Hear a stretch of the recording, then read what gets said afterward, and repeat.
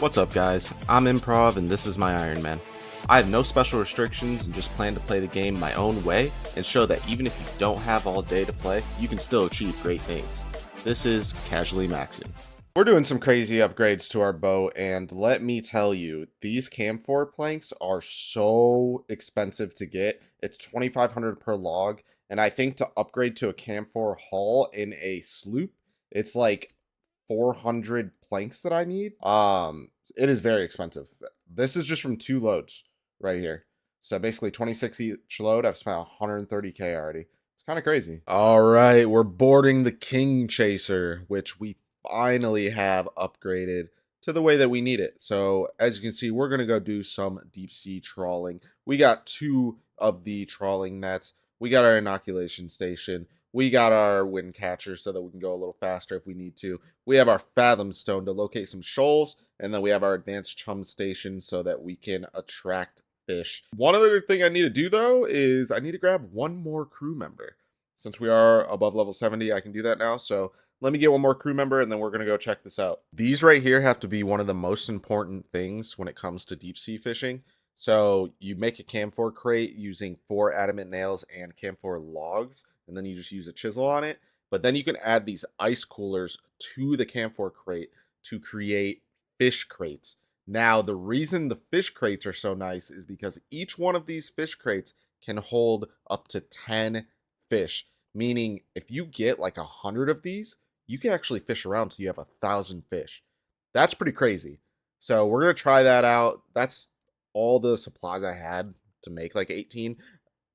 So we're gonna try that out and see how it goes. If it goes pretty well, then I'm probably just gonna stock up on a ton of these. All right, so now we can use our fathom stone to locate, and it'll tell us the closest yellowfin shoal is located to the west. So guess we're just gonna head west and see what's up. Okay, so this is like a little mini game essentially. You go here, and basically what you do is you have to pay attention to what your crew members are saying if you're gonna have them do it, and raise and lower the nets to get to the right depth.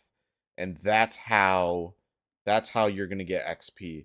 Now, it might be better, and not only XP but get fish. It might be better to have one of them navigate the boat while you fish it. I'm going to test that as well. All right, so you do end up getting a little bit more XP if you actually do it yourself. You get a pretty good amount of fishing XP. I mean, it's not going to be anything crazy, and this method isn't super AFK, but it does seem like you get a decent amount of fish. So after you are done collecting some stuff, you just need to collect it from the fishing net, and you can send it all to the cargo hold. All right, we found a glistening shoal. The glistening shoal is actually a really good one to fish from because it actually has a combination of yellowfin, halibut, bluefin, and marlin, and we really want halibut. Halibut is what we want to basically replace carambuan. So this is good, and we just get some of the other ones as well, which is nice. So the nice thing with some of these fish, so like the yellowfin for example, I can actually just use this on chum station. It'll give me some fish offcuts to put back into the water, and then it will also give you yellowfins, which these are a secondary ingredient to make extreme energy potions, which is pretty cool. Basically use 1 per dose. So basically have enough there for 3 full ones. That's pretty nice though. We'll say once you get in the rhythm of what you need to do to actually catch these, it's very easy to just kind of follow it around and stop the boat directly on the point there. It stays for somewhere around like, I want to say 40 seconds or so. And during that time, you basically just get to fish for free.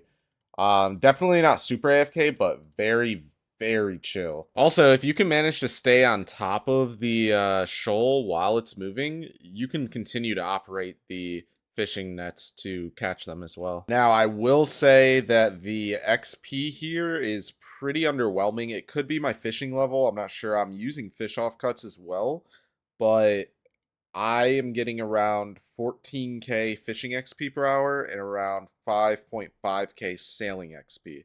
So definitely not doing this for XP by any means, but it is fish that I think is definitely worth having. Yo, I was so confused here for a second. I was like, where did Cabin Boy Jenkins go? Why is he like fully invisible? I get that he's a ghost, but like what is going on? Bro, he's right there. What the? One thing I will say that is nice is when you're following the shoal, you want to have your net as deep as possible so that you can actually catch fish while you're following it. You do have to be pretty close, so about right there is where you have to be. But that is the exact same depth that you will always stop at. So you don't have to pick up the net before you start going. You just leave it down, chase it, and then once you catch up to it, you race them again. Also, at least for the halibut, whenever you start, it's always going to be the like shallow depth, and then when it gets about halfway through, you're going to get a chat message, or you can just look for it and you literally just go a little bit deeper. So here's the chat message just saying, hey, it's not deep enough to catch these fish. So you just correct it, you'll get the green chat message, and then you're good to go until it moves. Also, this fishing counter up here is not accurate. I think this goes based off of like the pop-ups, maybe XP wise, that I get, because I've already caught over 30 fish since I've been on for the past 10 minutes. So that is definitely not accurate to how many fish you're going to be getting like per hour. See, I just got an XP drop and it counted as one fish, but I actually caught 3 halibut there. So this does not actually give you a good representation of how many fish you're going to get in the hour. You're probably going to get something more like 300 plus for the most part. Now keep in mind, the 300 plus that I'm saying you're probably going to get, I have 83 fishing, which is the minimum requirement to catch halibut. So you probably are going to catch a little bit faster if you have a higher fishing level or if you're using better trawling nets. I'm just using the linen trawling nets, which I believe is the second best one. So there is going to be differences there, but I think how fast you get them is actually not bad. And halibut is going to be, pretty crucial to really any account now. Yeah, to fish marlin, normally it would require 91 fishing, but because we're fishing out of a glistening shoal, we can actually get one. That is actually pretty sick. So even if you have a lower level fishing, as long as you have the requirement to do, I believe, just the lowest level fish, you should be able to fish out of a glistening shoal and get any type of fish. Now, I still have to have the cooking level, which I think is 93 to actually cook the marlin, but that is cool nonetheless. Now, the glistening shoal does require 76 fishing to start. So, but once you can actually do that, you're good. You can get any type of fish from them. And they can randomly pop up on yellowfin shoals and halibut shoals. So basically just follow those around, fish normally, and every once in a while you'll get a glistening and you'll get a bunch of different fish. All right, we're pulling up to Deep Fin Point. We have a full cargo hold and a couple fish in our inventory. Let's see what this looks like. So I know that we can bank the cargo with Jobless Jim. I don't know if he's just going to bank all the cargo like in the crates or if he's going to empty the crates. I'm not sure. But yes, go ahead and move all available items from your cargo hold to your bank. Yes. Time to earn me shorts. Yo, thank you, Jobless Jim. All right, so he should have moved all of that into the bank, which is nice. So you don't have to go back and forth. That's a nice little feature. So when we go over here and actually look in the bank, now we should have, yep, all of our fish here. So we ended up getting 123 halibut, 2 marlin, 5 bluefin, and 1 raw yellowfin. So that is just without the crates. So we have 16 full crates of halibut, which means that's 160 extra. And then we have 2 crates of yellowfin as well. Now, in terms of, I guess, getting those out of the crate, I don't know what the easiest way to do that is going to be. Okay, we can literally just do empty and empty them into the bank. That is awesome. Seems like they really thought this through. I'm going to shift click empty, and then I can just do boom, boom. Easy. We'll do the same thing over here. Shift click. Wait, shift click's already empty. Yep, we're good then. All right, so these are all the fish that we got. I do want to kind of test out the halibut because I want to see if you can stack it on each other. So like Carambawn, typically you can't stack on each other, but I'm curious as to whether or not you can with halibut. So we're going to check that out, and I'm going to show you kind of the differences there with each of them as well. Reasons that anybody would have gotten carambuan before is because it counts as a combo food, right? So carambuan heals 18, lobster heals 12. If you click them both on the same tick, you basically get plus 30 health. So what you can do is you can eat the lobster and then eat the carambuan. Boom. Both gone on the same tick. The reason why halibut is so good is because halibut heals 20 and you can do the exact same thing. So you'll get your 12 from the lobster, you'll get 20 from the halibut for 32.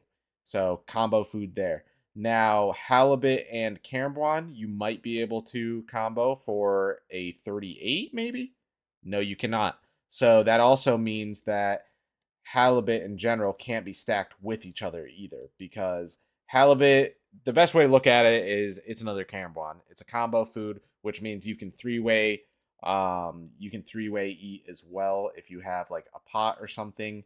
So for something like this, you can literally do like lobster, pot, and then halibut like that, all in one tick. So you'll get your food, you'll get your restore potion. A lot of people do it with brews so that you get a lot of HP there. And yeah, these are going to be basically the new like best in slot combo food to use, which is pretty cool.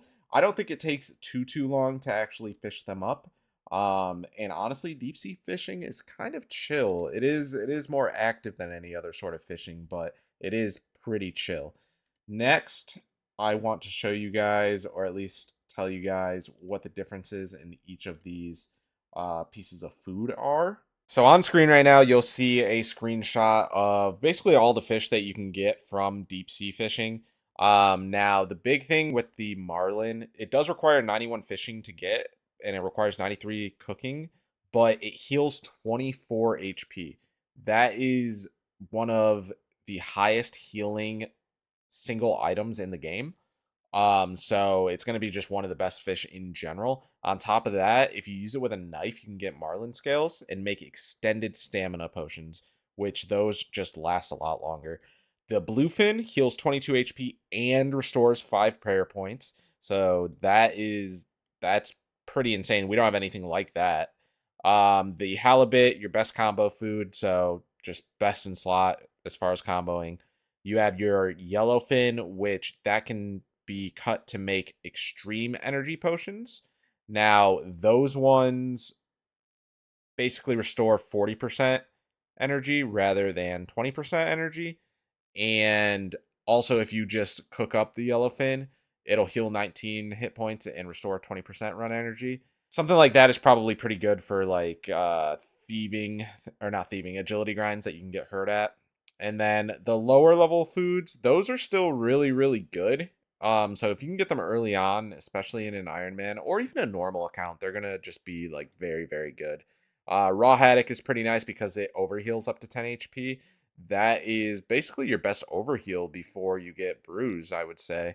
So all these new fish that come from deep sea trawling are actually really, really good and going to be really useful. And honestly, the grind for them really is not that bad. So I would definitely recommend you check that out.